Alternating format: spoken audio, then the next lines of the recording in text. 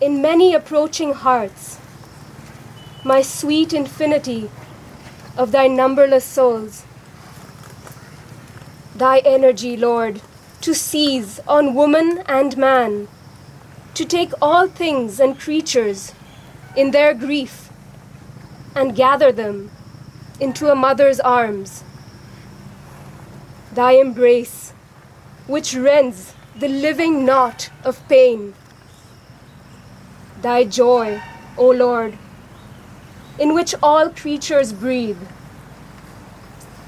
Thy magic flowing waters of deep love. Thy sweetness, give to me for earth and men. Earth is the chosen place of mightiest souls. Earth is the heroic spirit's battlefield, the forge where the arch-mason shapes his works. Thy servitudes on earth are greater, King, than all the glorious liberties of heaven. O life, the knife beneath the wheeling stars, for victory in the tournament with death, for bending of the fierce and difficult bow, for flashing of the splendid sword of God. O thou who soundest the trumpet in the lists, part not the handle from the untried steel. Take not the warrior with his blow unstruck. Are there not still a million fights to wage? In me, the spirit of immortal love stretches its arms out to embrace mankind.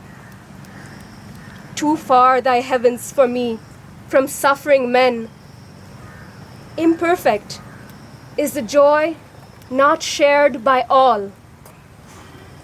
Oh, to spread forth, oh, to encircle and seize more hearts, till love in us has filled thy world.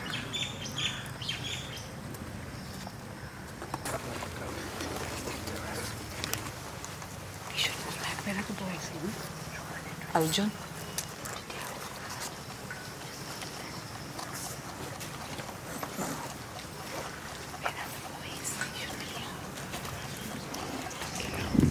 Switigo.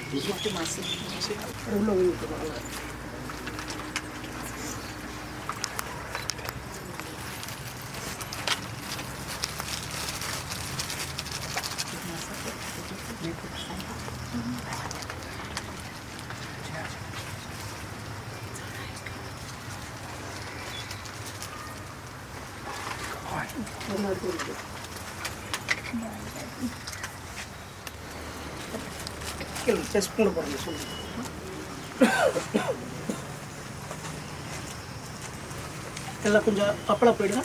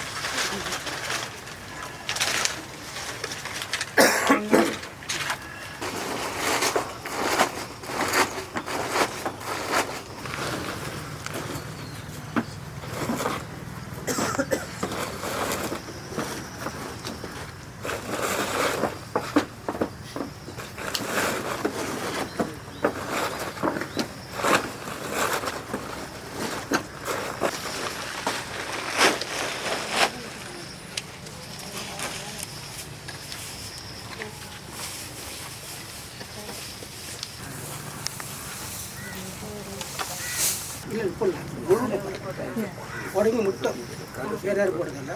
உடம்பு முட்டை மேலே லைட்டாக சொல்லி வச்சுக்கலாம். லைட்டாக போட்டுட்டு அவங்க போட்டு முடிஞ்ச உடனே இருக்கிறவங்கக்குள்ள வத்தி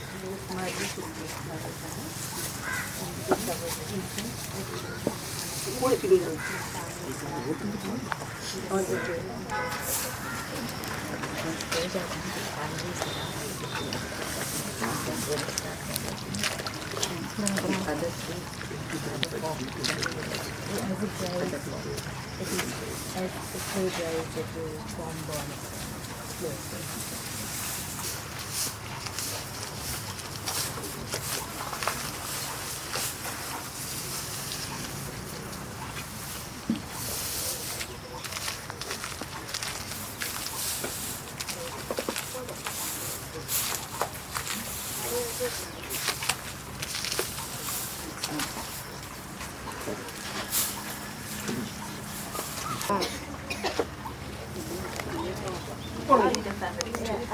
family members.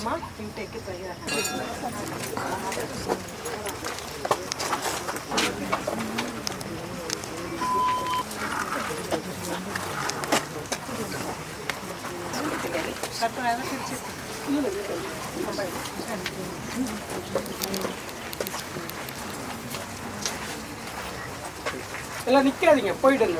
ஒரு ஒன்று போயிடுங்க. அப்பா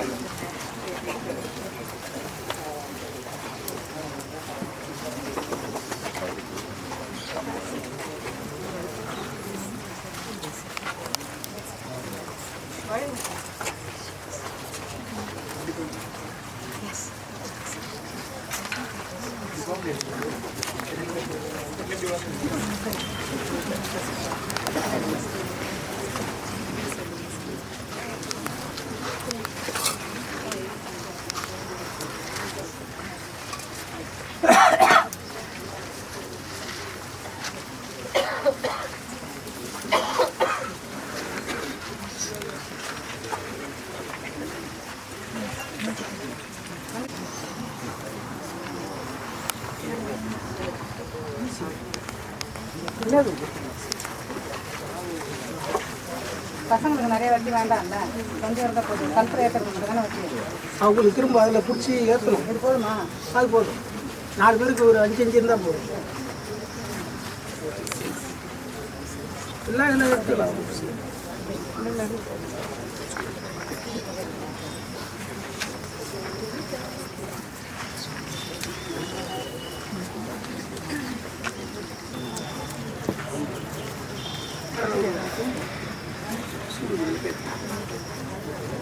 கத்திப்பிடி இருக்குங்களா? கத்திப்பிடி கொடு. யார் யார் குத்தி இது ஃபயர் பண்ணுறது யார்? இவங்க அந்த செஸ்ட்டில் பண்ணுறவங்க பெரியவங்க. மீதி மீதி இதை வராங்க. எத்தனை பேர்? இவங்க 4 பேர். அவங்கள அப்படியே கூப்பிடுங்க. அவங்ககிட்ட ஒரு 6 வத்தி அளவு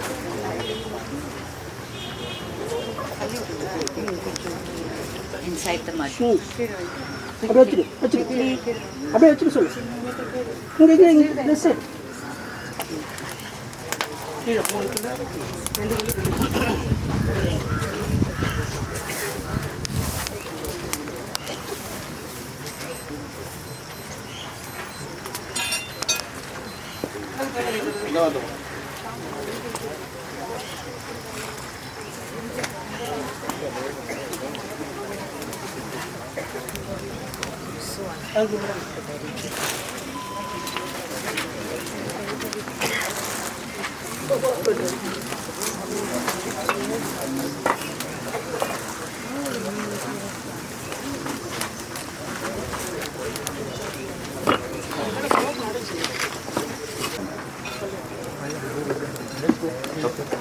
There won't be space in the vehicle. They have to go back there. So what happened? Guys have Eric. We take the CSO for coffee center because they still like to Chennai. Yes, that's what mom said.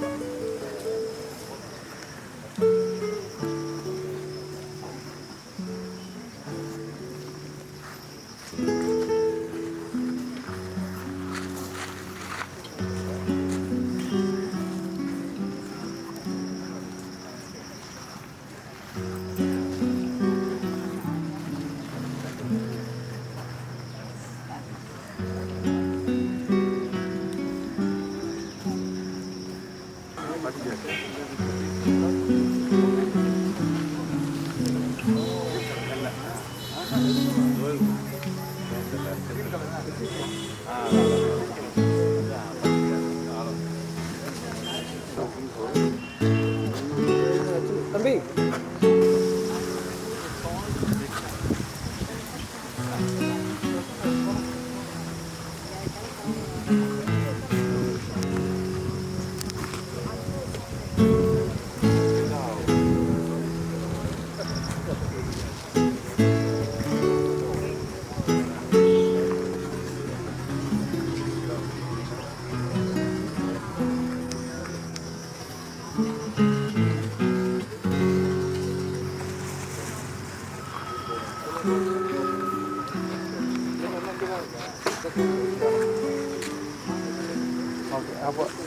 அவங்க பேர் தெரியுமா உங்களுக்கு?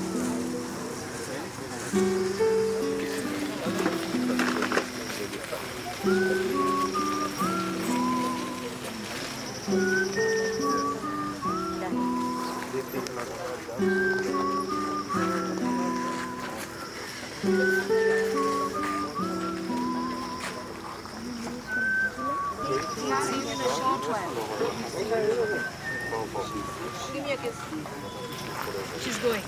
Uma? Abha? She's going. Where's Abha? Abha? Abha?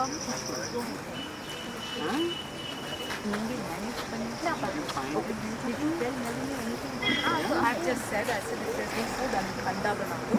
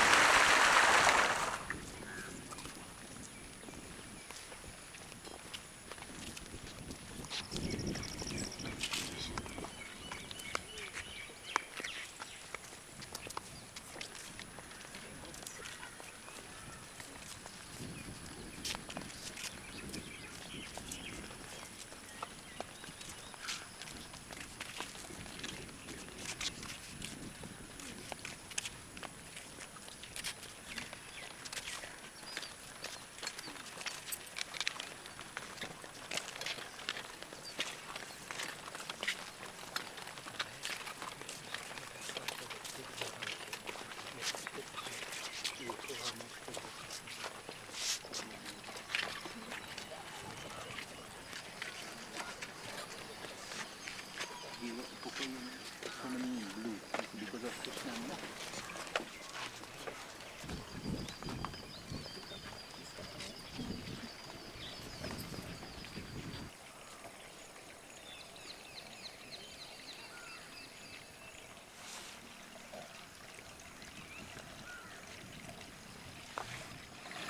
We were so happy last year, exactly 1 year ago, when we laid the foundation stone, and we saw at last, because of it we was asking for this building for the past 10 years.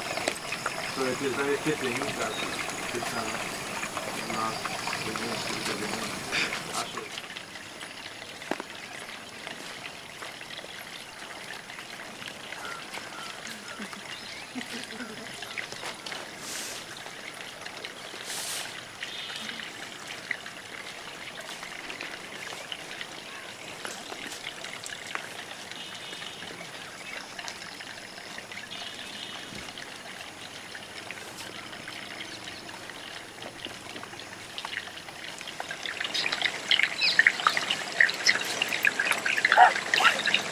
Comes from my heart that I would like to honor Krishna.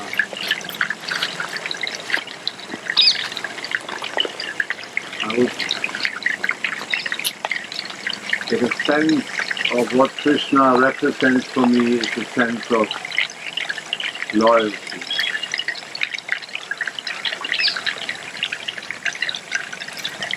many years I had the grace of being with him, seeing his family, Dr. Hammer, his daughters, his grandchildren, his extended family, and also his uprightness, his strength and courage to stand for what he believed in.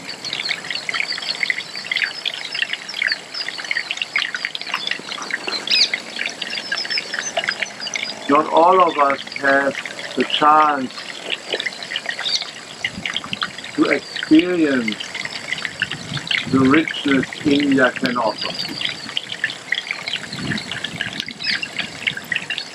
And he represents for me the strength,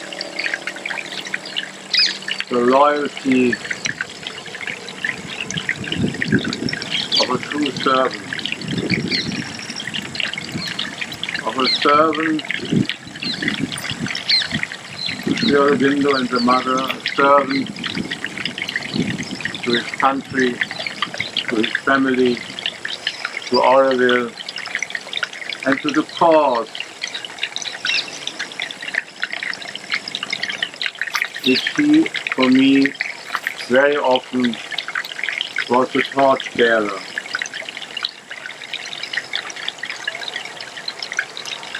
I think he would smile at me now when I just give one short memory which is alive in my heart. But there are many, many others.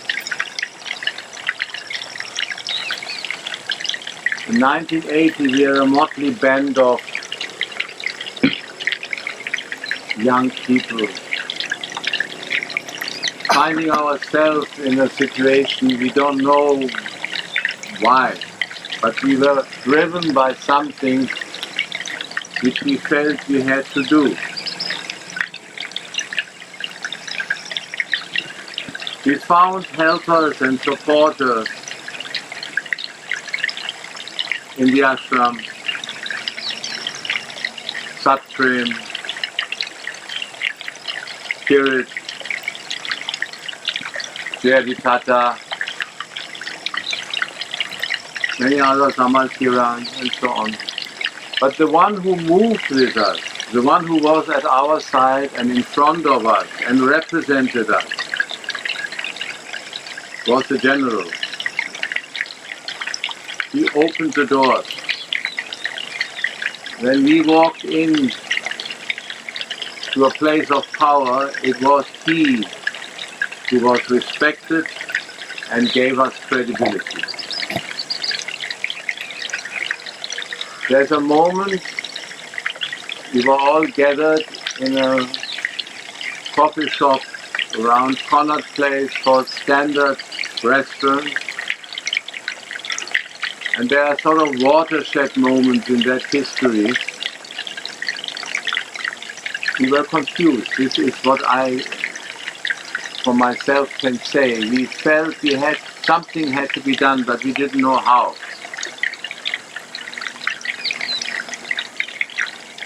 We had to get into the act, what we believed Auroville stands for. And then Krishna came into that round of confused youngsters with all his uprightness and his moustache, and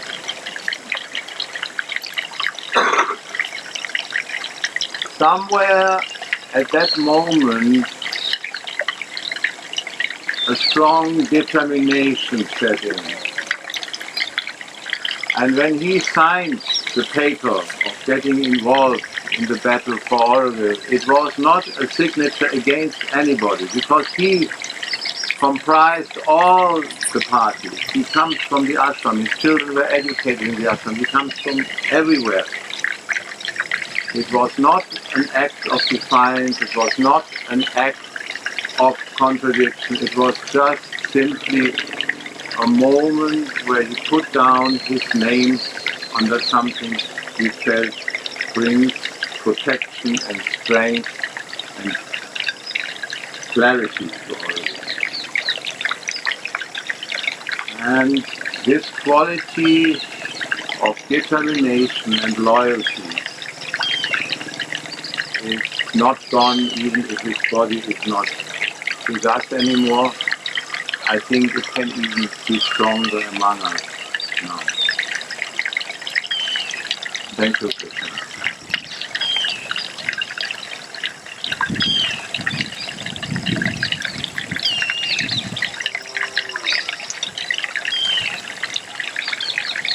Further to what Frederick has just said, I happen to be part of that group at one point, and I was dressed up in Sanji's clothes because we only had our shorts and bangles in those days, so I needed Sanji's coat and tie, and Krishna and I went around. We had to meet the members of parliament, and Krishna had his list.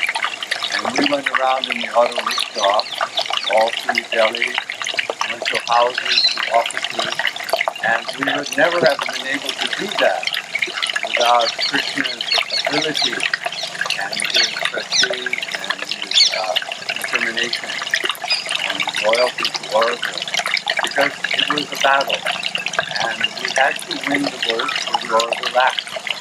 Many members of parliament were swayed by the opposition, and so we had to meet them personally and give them the actual story of what the Auroville situation was.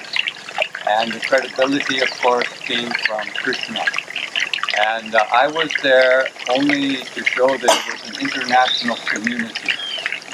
And Krishna did all the work, and he had his little paper with all the names on it. And so he would check off one name, and we would go to the next place. You know, night after night in Delhi, in the traffic, Krishna never one moment got tired or said, oh, this is too much, or let's wait till tomorrow. He was full speed ahead. So he really contributed, many others of course, but he contributed to winning that. And without that, we would not be here today probably. So I am deeply grateful to him. And then on the local front, you see, after that in Auroville, we also had the problem with the local authorities, with the RRO, because everybody in Auroville no longer had the support of the society. We had to be re-registered. We needed all that work to be done. So he and myself and Rita, we had the first, what they didn't call it the entry service. We had a residence service, a visa service. We called it the visa service. So we had to do all that work. So the RRO in Pondicherry, whenever the general came, all he said was, what more can I do for you? He brought all the papers. Sometimes they were late, sometimes there were problems. No problems, the RRO would say. For the general, everything worked. And we needed that, and he did it. And he took his Jeep, and he went every other day, I think, because those papers had to be in within 24 hours. The C form, you have to get it into the RRO. So he would take his Jeep, he was driving in the morning and do those papers. So these are just a couple of things. I know there's so much to say, but just from what I saw, it was amazing. And to have this friendship, I will of course treasure for my life. Thank you, Krishna. You know, he didn't only he led the battle in Delhi and everything. He was, how you say, we served under him on the field here. You know that when we had an attack on some places, like once in Aurovillian or what, he would organize the counter-attack. And I remember one, it was very funny because we were in Aurovillian and those people, all the gundas and all, they come from everywhere. And then he said, look, and he had set up a plan which was clear. And he said, one rule, you have to obey. Okay. So he said, now you go that side, you go that side, you go that side. And we'll try to confine them in that area. Then we all ran. We, as said, Fred, we were young, we were full of energy. It was 76 or 70, I don't remember. And all of a sudden, there is one guy who ran faster than the others. It's Craig. And then the general looked at me and said, he might be the only one to be beaten. I don't understand. And then, we were running, but Craig was going fast. And when we find Craig, of course, he was like 300, 400, 500 meters ahead of us because he was running damn fast again. And then he got beaten by the people. He was alone. That was, that is, if I remember the general, for me, the feeling which prevailed in me is a true deep respect. He is a man that you cannot do anything than respect. And when he is a kind of man, when he tells you something hard, you take it. There are people you don't take it. But him you take it because you know that he doesn't talk just for the sake of it.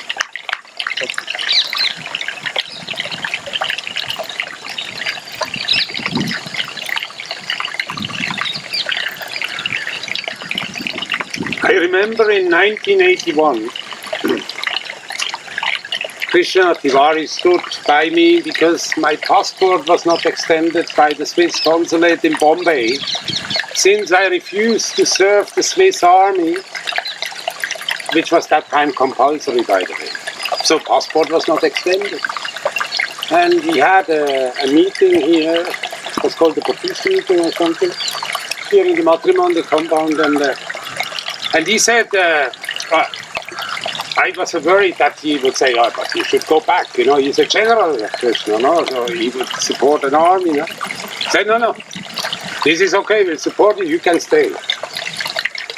So eventually, anyhow, those days we were simply registered in the RRO in Pondicherry, we had no visa, it was just registration, that was it. And it took some time.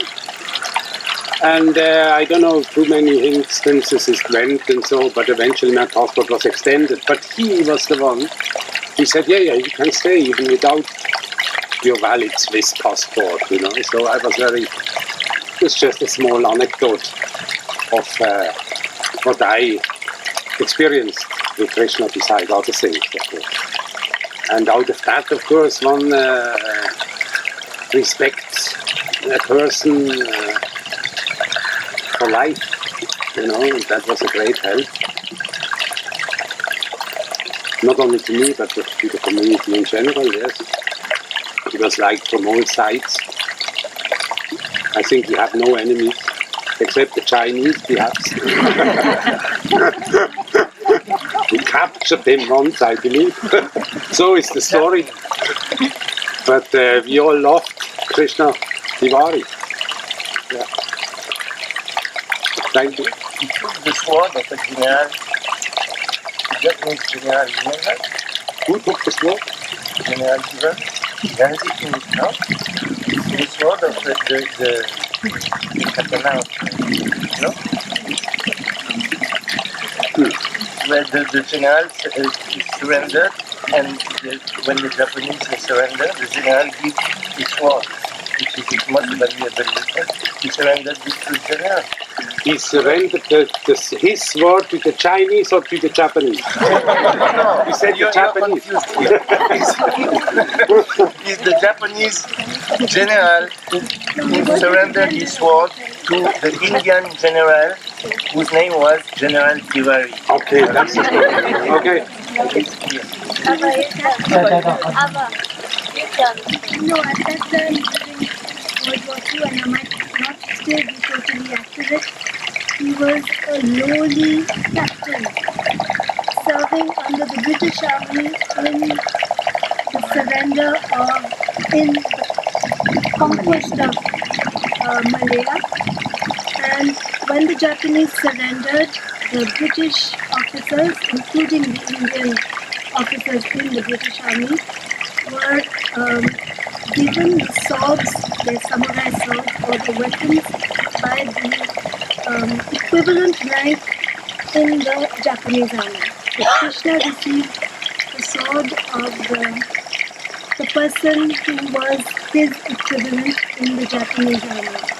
But it was a family heirloom for that Japanese officer. So when he gave it, he was weeping. And they had to kneel because they were the losing army. They had to kneel, and the British army, including the Indian officers, stood and received their swords. And that Japanese sword is what Krishna has. He does tell us that when he landed in Malaya, it was a landing by sea in amphibious boats. And what they hadn't catered for was that it was muddy there, and all the boats got stuck in the mud. And they would have been sitting ducks. They were called ducks actually, the boats. They would have been sitting ducks for the Japanese army, but the Japanese army had already received the order from the emperor to surrender.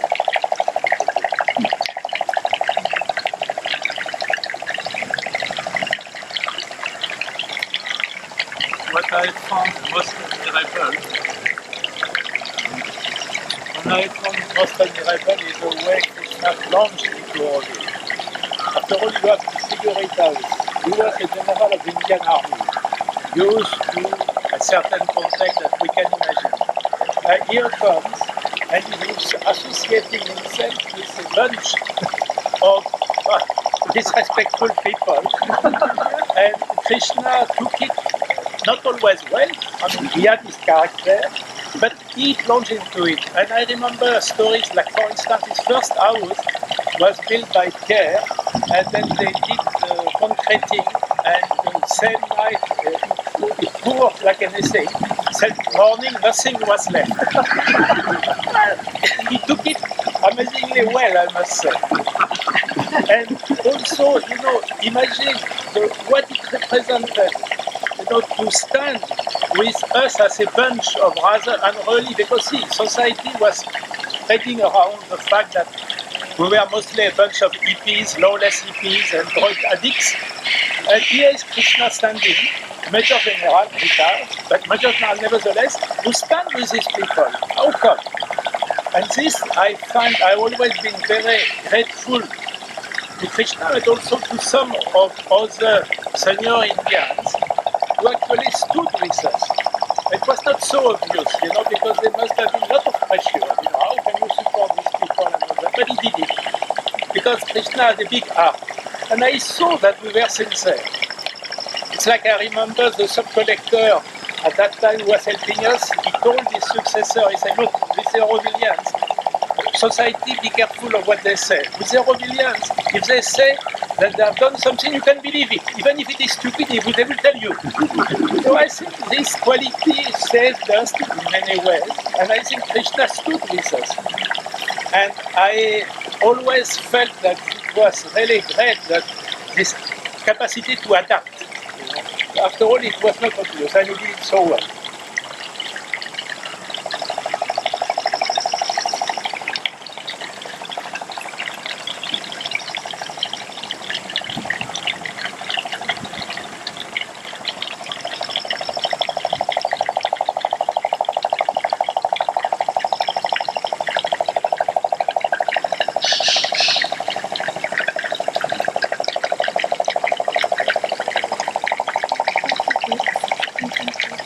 I would like to say something. First of all, I joined Aurovillian in '99, and first thing was that I was brought to Krishna Tewari, my wife. I met him. He looked like my dad. Same moustache, same hearing aid. I never get along with my dad. Here people call him general.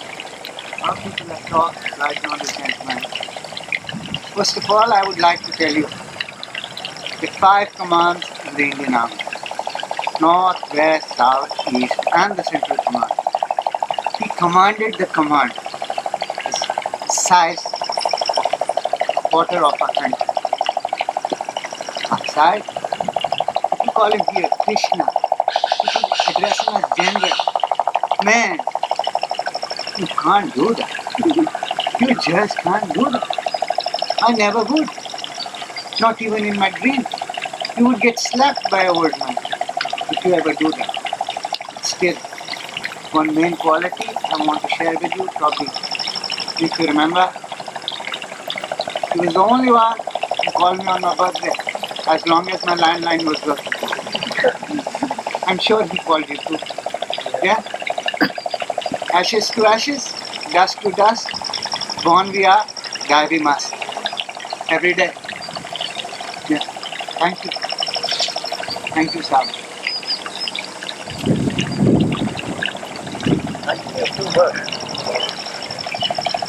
I've known him since about 1939, when I was just 9 years old. I was in boarding school in Nainital, and his elder sister had got married to my mother's younger brother, so I used to call him uncle. He was in Jalandhar, we were in Lahore. Get into the train, and he crossed Jalandhar city station at about 11 at night. It's on its way to Delhi and Bareilly and beyond. So he would send a message to me that I'll be on the platform to meet you at Jalandhar. So I was required to, every night, stand at the window of the compartment in which I go. And yes, the train would halt, with the only man on the platform walk up to me with 2 or 3 books to read and say, I know you like reading books, so now you have something for the journey, good book. I used to call him on. Next year, when I was about 10, the same procedure went through when I was going back from my holidays to my boarding school in Nainital. He met me at the window, and I said, thank you, bhai sahab. He said, I thought I was uncle. I said, no, now you started chasing my sister. You come down to brother now. I must tell you that when in the 1971, rather 1962 operation, the Indian Army had to face against China, we got a thorough striking. And as you know, the Indian Army was not ready to go and function on the high altitude. Krishna was in charge of the signals, he was the Lieutenant Colonel of the 4 Indian Division. And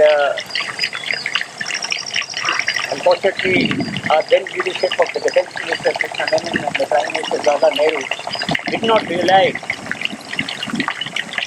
that goodwill and good behavior is not enough in this world.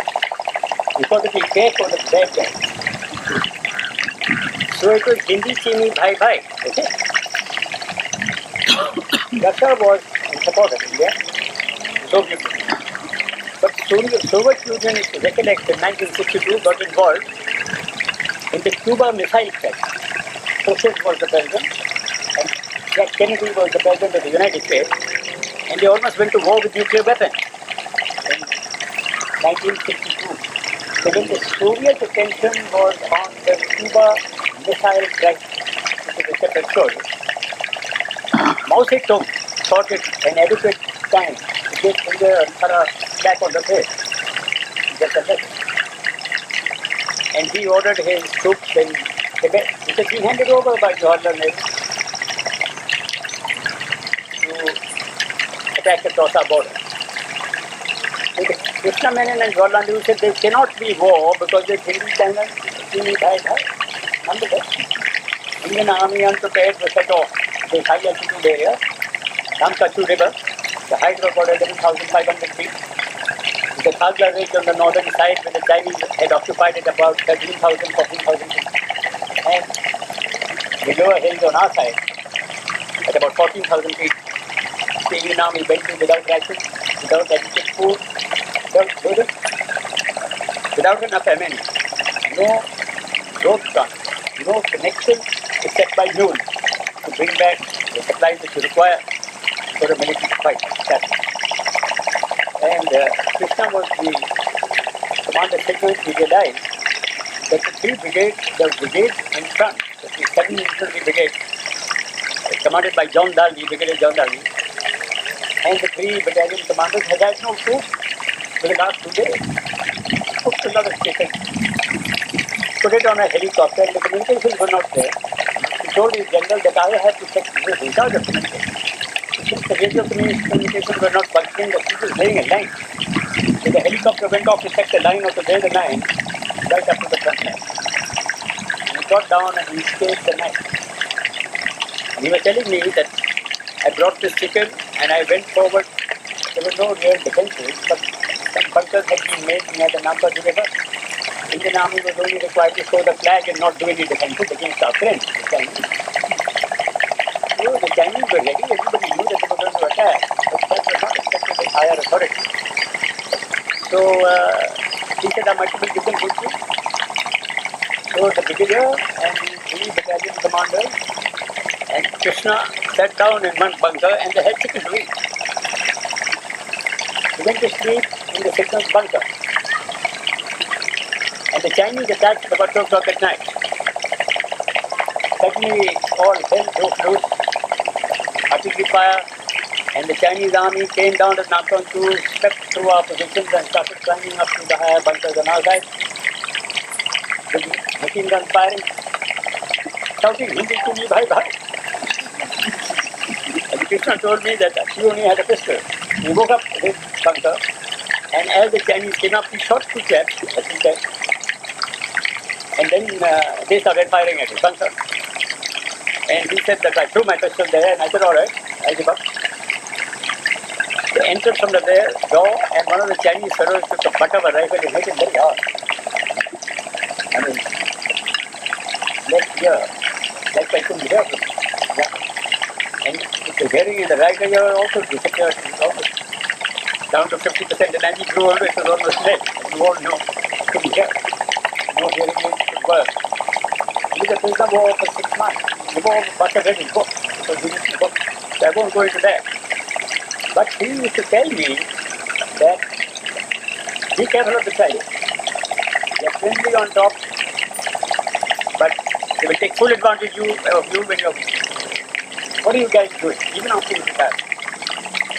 And we up in the north, the Jalandhar family, the Tewari, they had property there, he gave it all up. Just about the 1971 war, he came and visited Pondicherry and he met the mother. He got some blessings from her, got interested in this place, took the blessing of her and went back to Calcutta where he was. He distributed it to the army commander. This is the talisman. And to General Aurora, General Jacob, the star. Like one himself, the mother said, don't worry. He's very taken up with that. And he said to me, that, you guys, they think it's just war or just carrying out your duty or something. There's something much more to it. You need a spiritual backing. It's not enough. Just go ahead and do your duty. There has to be goodness.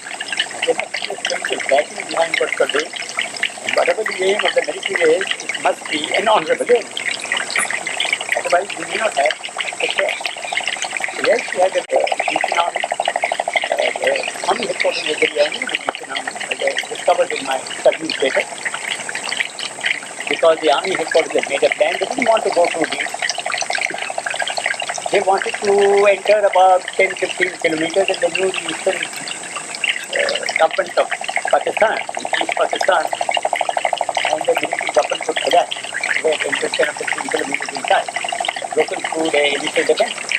So they said, don't push us up too much, just go that much and that's enough.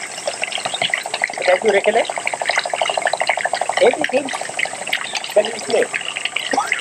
The Eastern Army was led by the Mukti Bahini, which was partly Indian Army, partly the refugees from East Pakistan, who guided our troops around minefields, explained what the positions were, and before you could say Jack Robinson, in 14 days, we were outside Dhaka. And by dint of sleight of hand, I would say, General Niazi of Pakistan handed over, he gave up. Not because he didn't have enough troops, he had more troops than needed. He had about 4 times more troops in Dhaka than needed. But because his mental, what shall I say, strength was shattered. There was a lot of spirit. behind that episode. Otherwise, the senior general from Pakistan would not just give up that leadership. So Krishna used to tell me, there is more to it than military planning. There has to be a spiritual backing and a goodness behind what you do. It's like blessing to backing. He said, be careful with the Chinese. Now, of course, we are trying to do something with the Chinese. We are more prepared than what we were then. But many of our governments have been attempting to stand up and get strong. I hope now with the present government we get to there. When the Apollo landed, the first Apollo landing on the moon, what was that, about 1968 or 69? You remember the first few steps on the moon, and they captured everything here. It's the most beautiful object in the universe. There's a light, a star shining at one particular point. So Krishna wrote to me, you remember what that guy said? He said, that point is all of us. I used to ask him, why are you here? Why did you move here? It's a light. It has to reach up and explain to everybody that there is more to it than just a little bit. He's a great man, a very brave man. And we all celebrate his life. God has been very kind to him. He went through a very dangerous existence. He faced death so many times. But he survived. Lived to 94, which many of us may not reach. And lived a healthy life to the last day. Very quickly ends it. A big compliment. It's a sort of a death which all of us would like to have. Because nobody wants to be in hospital and things that leave for 2 months before you pop off. So, compliments to him. Have a great day. Thank you. Saturday mornings and share us his war stories. So that was in the early 80s. We were then a bunch of kids of this bunch of unruling adults. And we used to sit there and listen to these war stories and stories of the army. And you just threw me back to that time when I was again a child listening to Krishna through you just now, telling your stories. It was wonderful moments.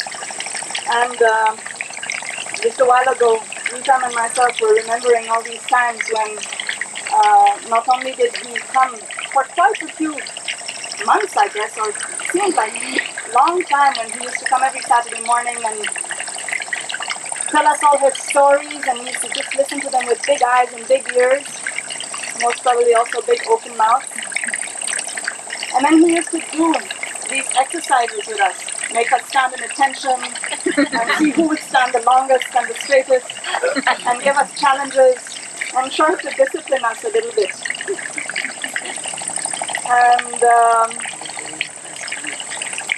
yeah, I remember this one time where he had asked us to not move at all, whatever happened.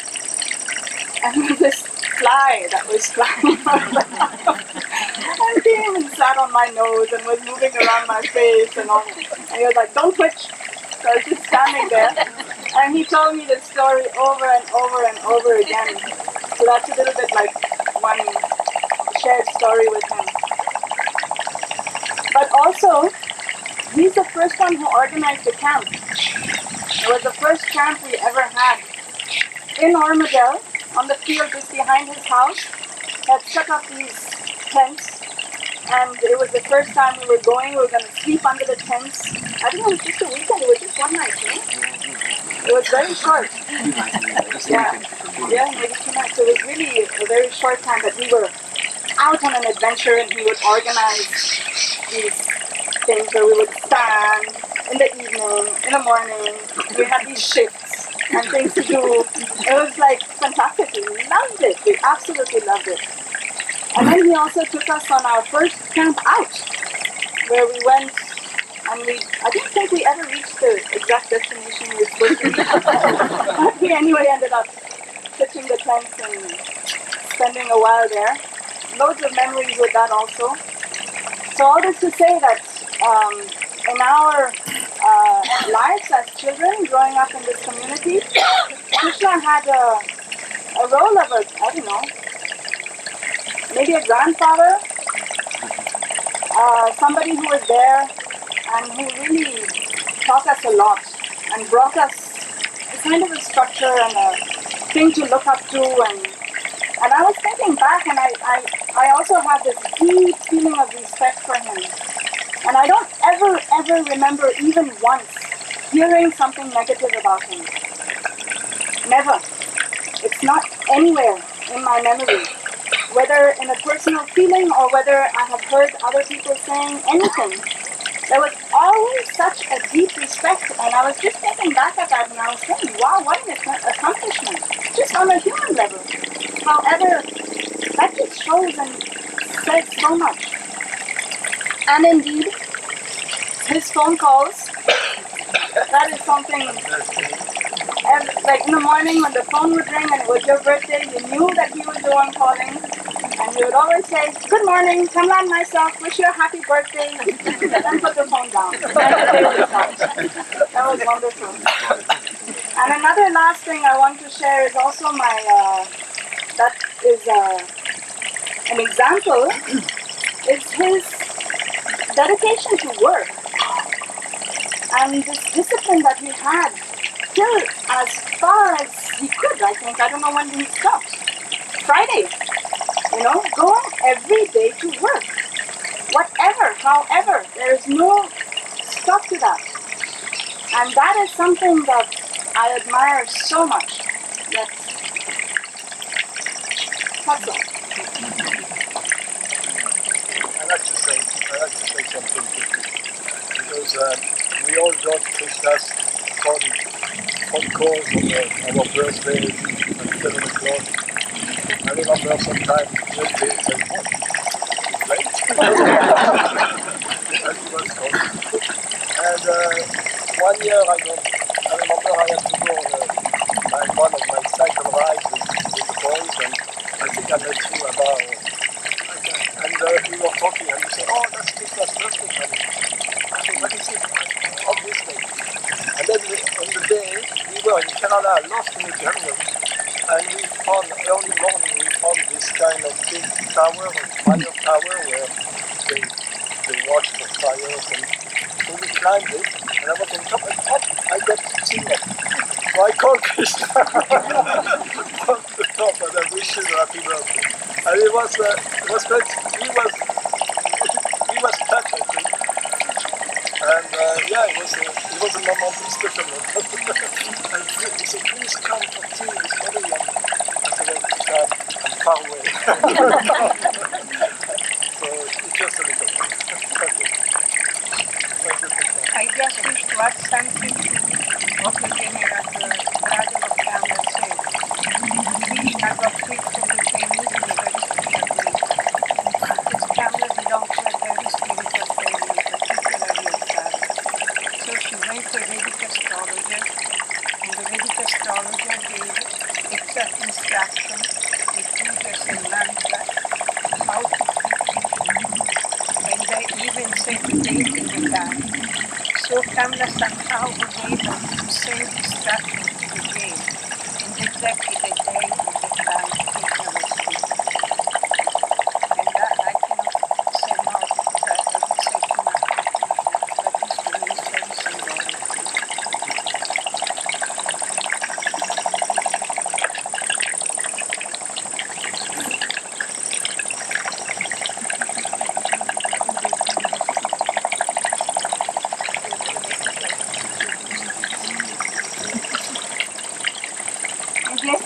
Before everybody leaves, on behalf of the family, I just want to say thank you for coming and sharing your thoughts and memories of my father. As you can see, I shared him with many people. I knew him for 51 years of my life. And he was so much more than just my father. There were so many people he cared for. He had so many families. He had my mother, Kamla, who was the love of his life. 66 years together. They would have been married 66 years today, but they were together longer than that. If you've read Krishna's book, he got to know her because best friends with Sunny Mama and my mother's eldest brother, Somnath Sharma. And just a little story, since my cousin is my mother's elder sister's daughter is here too. Somnath Sharma had told him had made him promise that he would marry one of his sisters. So my father dutifully composed a letter of proposal to my mother's elder sister. But she had already decided to marry Rashmi's father by then. She wrote back a beautiful rejection poem. And if you asked my father, he could still recite that from memory last week. Every word of it. I mean, that was the kind of person he was. He held many, many people close to his heart. He reached out to them in many ways, and if they reached back to him, that was enough. It gave him pleasure.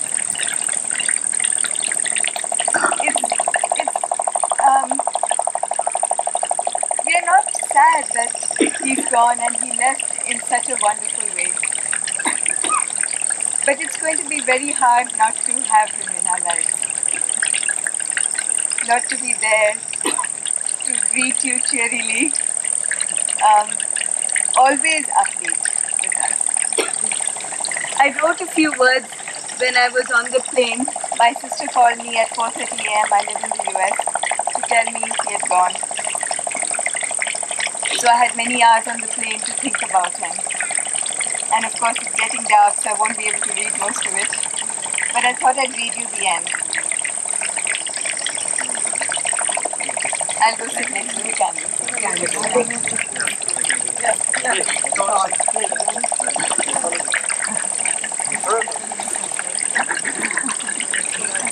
I'm not right now.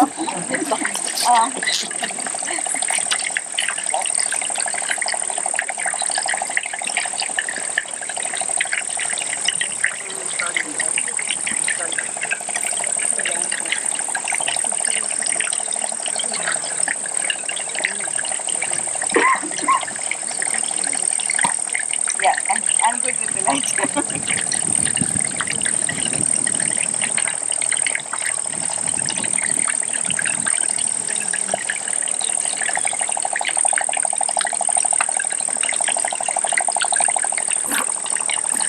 There is a lot that I've written that is personal, but some of it might ring true for all of you because he was a friend and confidant to many of you.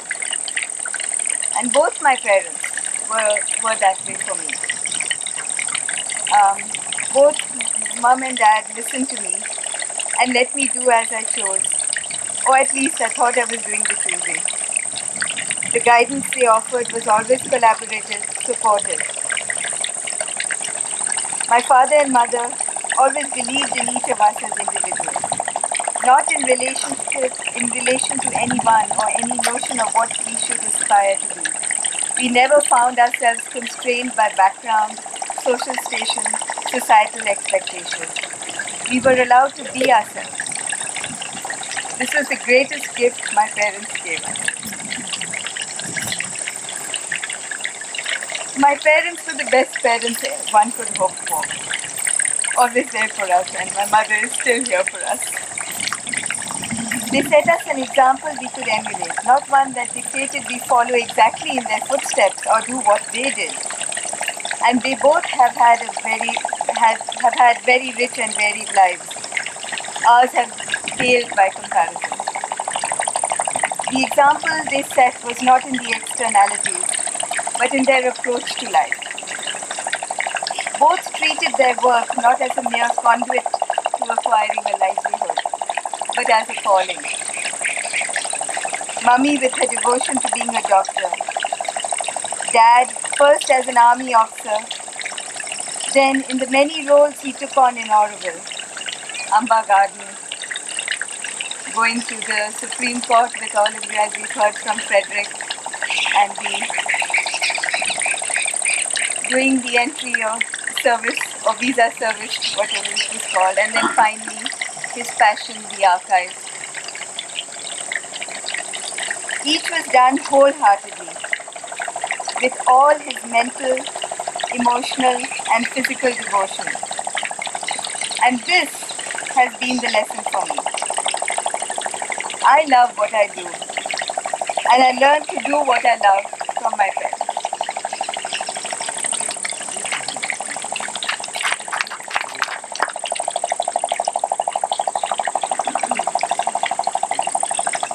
I'll just take a quick 2 minutes since I'm totally from the other generation and I know they have to race to catch a flight after this. I do want to make a couple of points. To me, Matna uncle, what we used to call him, and I don't know why, but I'm sure I'm going to ask that question later on. He used to be the elder generation's bully for us. So that meant if we knew that Matna uncle was coming over, the girls, their pictures would be pulled, their ears would be pinched, the boys, their bottoms would be smacked, etc. And this was the fun version of Matna uncle that we knew. I can tell you today, after the kind of feedback that I think we've all heard of in the season, I know from the fact that even their grandchildren, direct ones, don't know probably so much about him as you have shared today. I know Richard himself was saying, oh, Granddad did this also, he did that as well. So I think for us at least, for our generation, it's been a bit of an eye-opener to understand what Matna uncle has been through in his life. I remember he shared his war stories probably just once with us, and we used to still be emotional when he used to relate that. So we only asked him once. But it was, I'm sure, a tough time for him to have gone through. But at least for us, I think it's an inspiration to see the kind of connection we've made with everybody here today. And I'm sure for at least his grandkids, it should be an inspiration to find out how much he has done for Aurovillian. It's something he believes so much in, and also how much he's done for society and people in general. The way he's been able to connect positively with everybody. I think we can take back so much from his life and so much from the experiences you've shared. That's probably enough of a life he's lived for all of us. Thank you.